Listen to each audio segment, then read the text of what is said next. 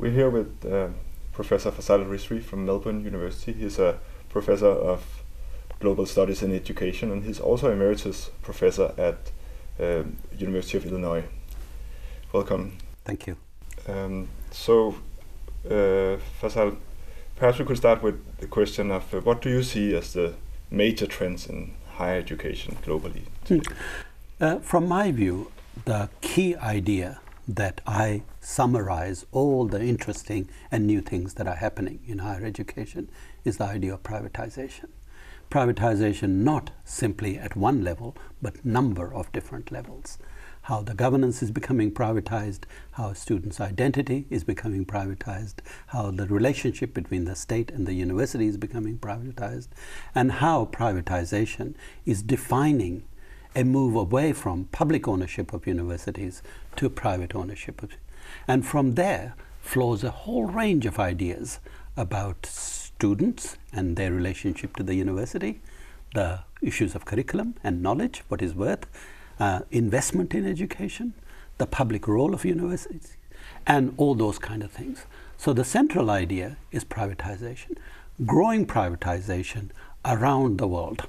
Okay, largely as a result of massification of higher education, which the states feel that they cannot afford, and hence they're really keen to push it towards private sources of income for students and for universities. So to me, that is the overall, and if you like, the organizing idea around which I think about the trends that are taking place right now. You have a lot of work on globalization and higher education in Asia, and those themes that you've spoken about, privatization, are sort of unfolding in that space. Could you speak a little bit more about that? Well, in Asia, the privatization is taking place slightly differently. I'm one of those people who does not believe that privatization is practiced, is thought about, and indeed is conceptualized in the same way in every country. So, for example, a country where I do work, where I was born, India, privatization has slightly different meaning to the ways in which it is meant in China, for example. In Australia, privatization is very differently configured to United States. So I think we shouldn't be thinking of privatization as a globally converging idea, but as an idea that has different meaning in different locations.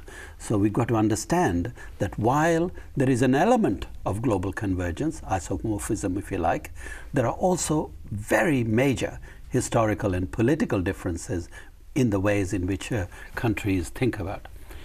In India, for example, just to follow up as an example, privatization is happening despite the fact that the state thinks that it is still in control of higher education.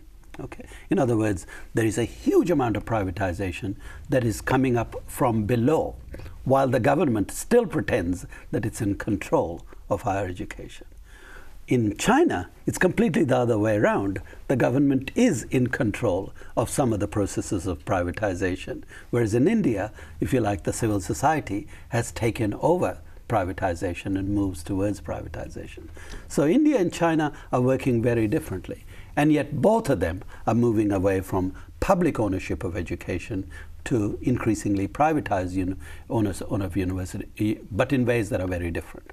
In India, there are a number of regulations, but you know, India, in a democratic society, somewhat anarchic.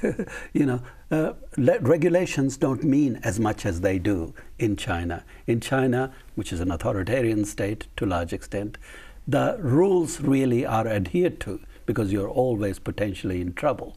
In India, people are always going to the limits of the rule and trying to test them. Okay, and they feel quite proud that they are testing them. So they say, we will do this despite the fact that we know that there is a rule preventing us from doing this, because if the government decides to take us to the court, it'll take them 20 years, and by that time, rules would have changed anyway. So can you see how the civil society itself is taking ownership of privatization? Whereas in China, it is actually being sort of managed and being played out in ways in which the state has determined is permissible and appropriate for it. You mentioned the word investment. Yes. And I'm wondering if you could elaborate a bit on which aspirations this investment, this increased investment, private and public, in higher education is. Well, I think aspiration is a very interesting term, and I notice in a number of theoretical works, people have started working on the idea of aspirations. It really is an important idea.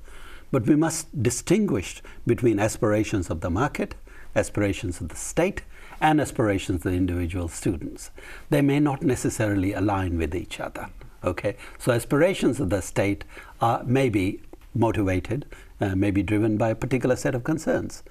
Civil society and the market has different aspirations for higher education. Again, individuals have different aspirations which they are trying to somehow understand in relation to the aspirations of the market and aspirations of the state.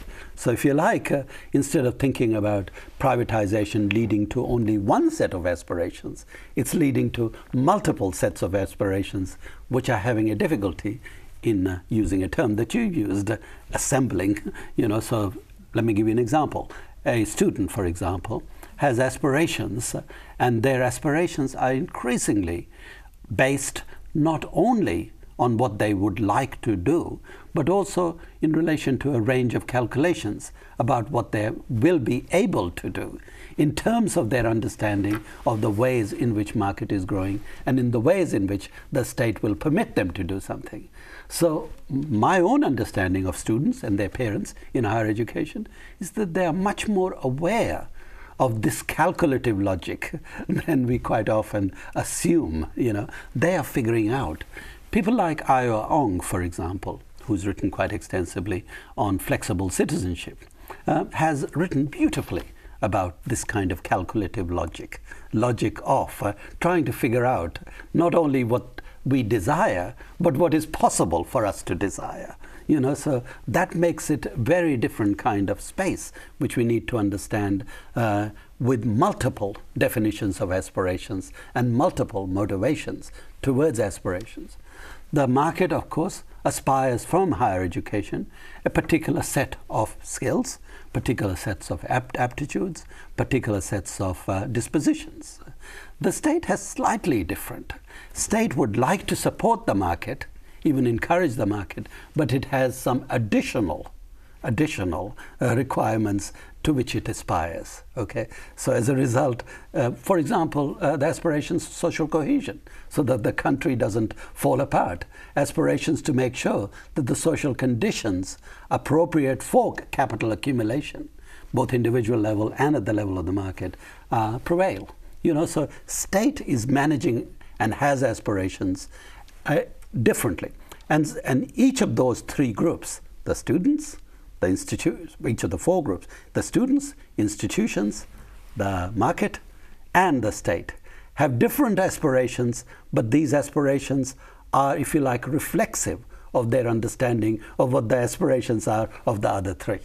Okay? And they're basically negotiating this complex space. So when the state develops its policy, it does not only understand aspirations of the market and the market leaders, it also understands what it can expect its educational institutions to be able to do, but also has some general idea as to what the students want, and it tries to develop a policy regime that actually brings all these things together. In that sense, the term Io Ong and Collier have used, assemblage, is quite useful. To my mind, much more profoundly described than Deleuze, for example. I'm not all that convinced about Deleuze's reading of assemblage, but I personally go back to Stuart Hall and use his term of conjuncture. How do different ideas, different notions, and different interests come together in a conjunctural sense, and how at particular time certain conjunctures come together, okay, to form a particular understanding of privatization, for example.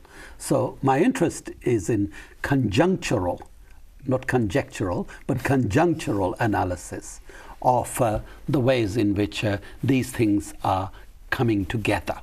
You've presented a very interesting way in which the concept of aspiration and conjuncture bring these ideas together. But there's also to make a play on aspiration, right. a concept of anxiety rather than just aspiration, and perhaps they play together in higher education. Could you speak a bit? Absolutely, absolutely. The students, each of these groups, if you like, the state, the market, the institutions, and students and their parents, live in a state of anxiety.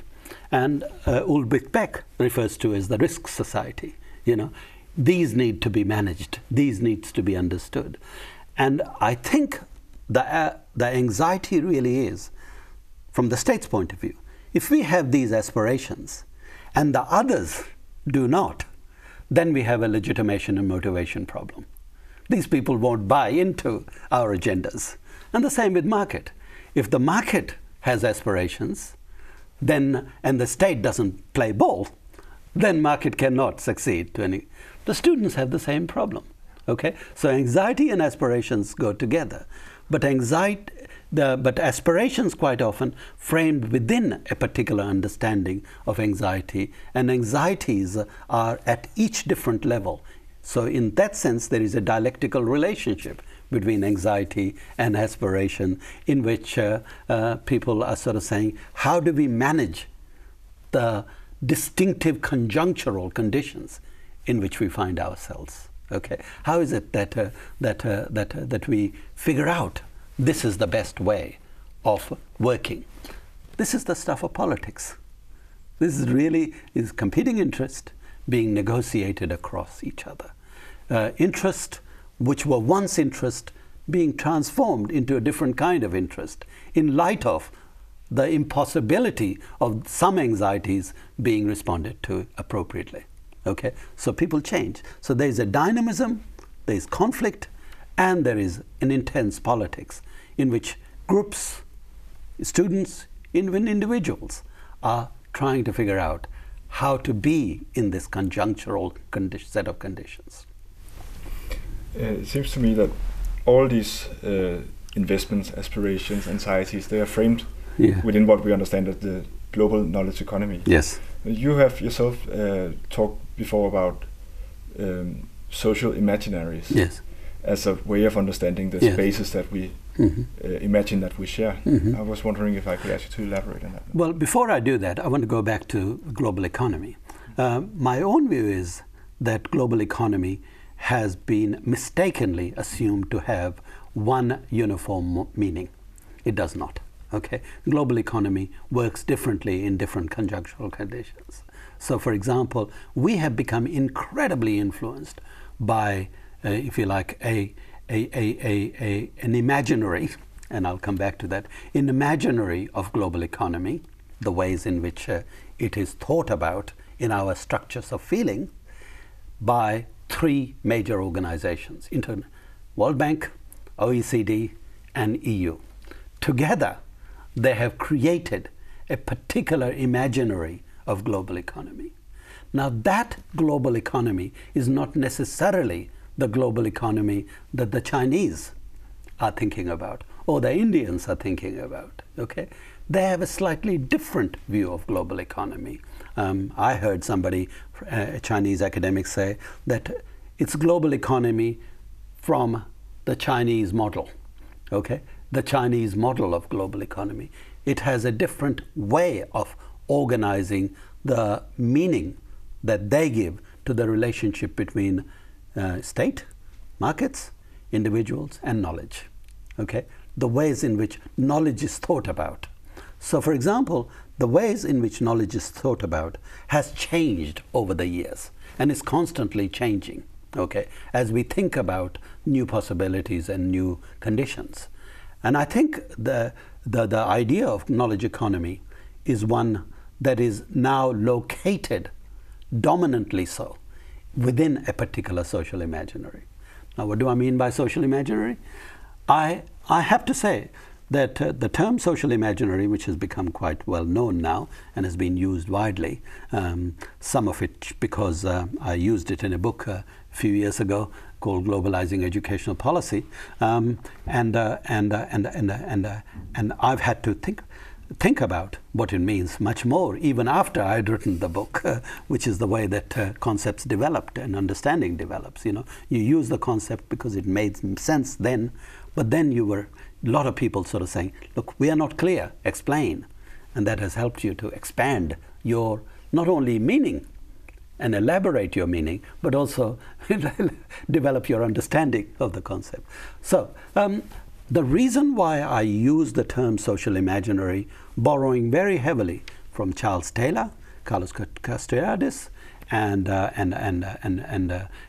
various other people, including Benedict Henderson, Arjuna Pudrai is another one. Okay, different disciplines: philosophy, political science, anthropology. They're all coming together to talk about this particular concept.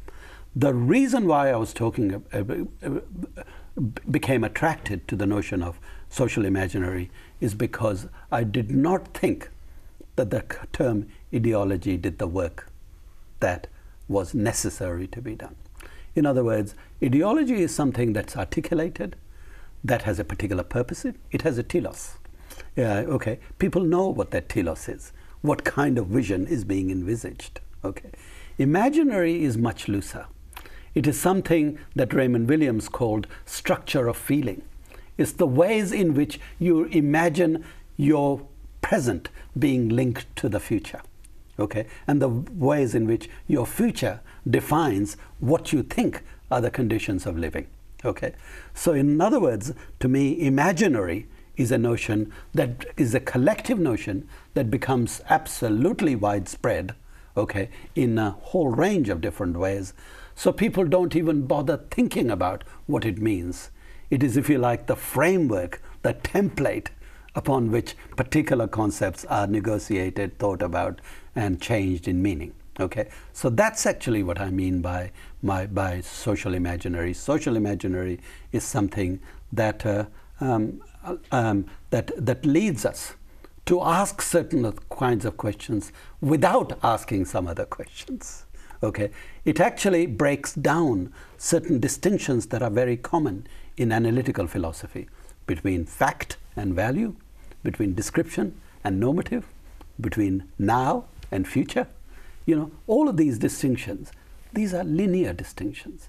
I'm saying that it's possible to think about normative and descriptive thing at the same time. Your description is affected by your normativity, and your description in then turn affects the ways in which you think about normativity. Similarly with past and present. Much of what we describe as present quite often has elements of future in it. Okay, so that's actually what the term social imaginary does for me. It's very complicated to explain. I have tried my best over and over again, but I still require a concept that goes beyond ideology. That is, if you like, tacit, implicit, that defines the preamble, the template upon which we consider certain concepts like aspiration, and even imagination. Imagination is done within imaginaries. This is a language of modality. This is a language of possibilities. This is a language of future, okay, that against which we understand how we are and how we are located and what it is that we can do to position ourselves towards the future. What do you think are the dominant imaginaries in higher education and society in general, and what effect does that have? Sure. Well, I think we've already sort of talked about the neoliberal imaginary, social imaginary of knowledge economy. There is a huge amount that is taken for granted when we talk about knowledge economy. That is considered self-evident. That is not even named, let alone problematized. Okay, and some of those things are perhaps inarticulable, because they are so basic to our understanding of what humans are, how humans relate to each other, how humans relate to institutions and the markets and all those sort of things. So it's not even possible to do that. So dominant imaginary at the moment in Anglo-American world and increasingly European world is the neoliberal imaginary.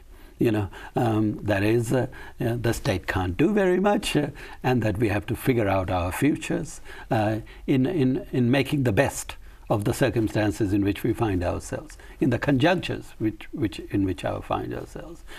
So those things become.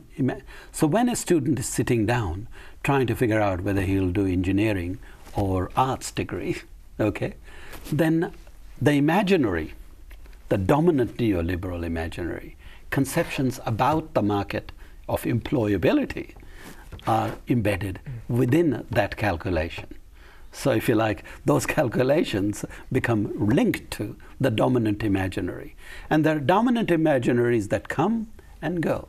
So for example, immediately after the war, the dominant imaginary was the imaginary of Keynesianism. The state has a major role to do. The state has requirements of making sure that there is fairer distribution, there is progressive taxation, and all those sort of things. I mean, that was an imaginary. The Thatcher and Reagan period totally destabilized that imaginary, but didn't succeed in institutionalizing neoliberalism until very recently.